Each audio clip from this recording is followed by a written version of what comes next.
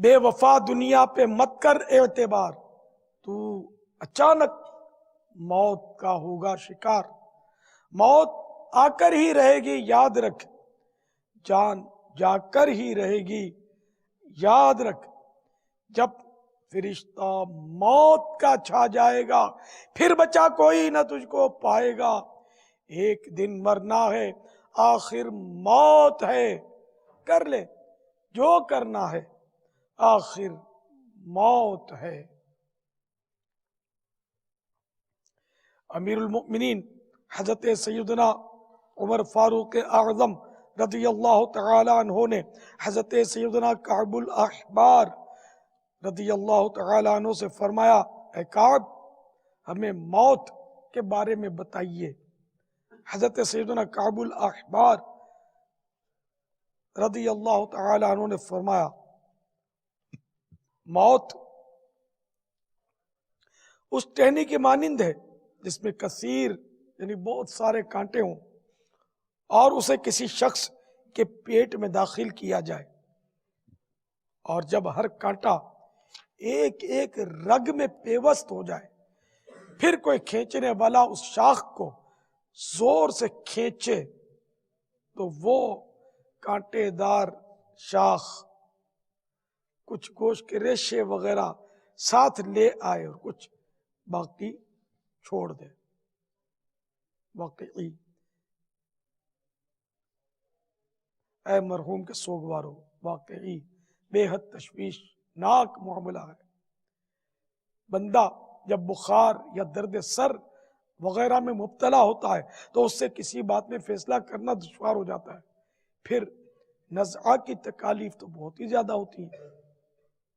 شرح الصدور میں ہے، اگر موت کی تکالیف کا ایک قطرہ تمام آسمان و زمین میں رہنے والوں پر ٹپکا دیا جائے تو سب کے سب ہلاک ہو جائیں۔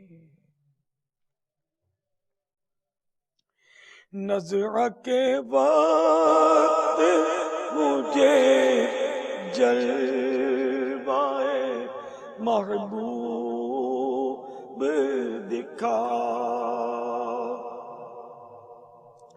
نزع کے وقت مجھے جلوائے محبوب دکھا،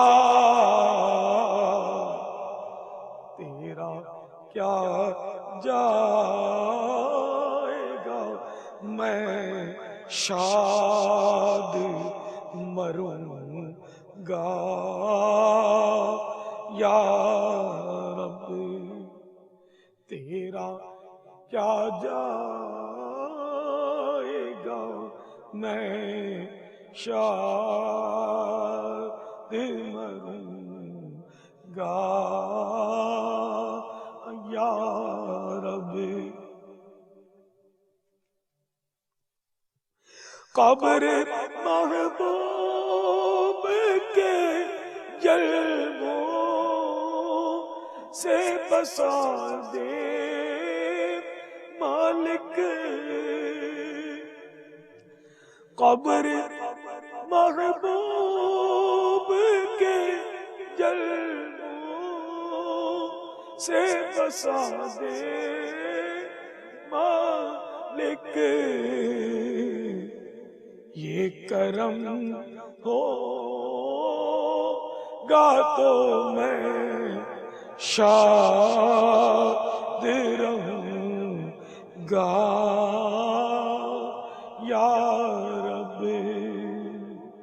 یہ کرم ہوگا تو میں شاد رہوں گا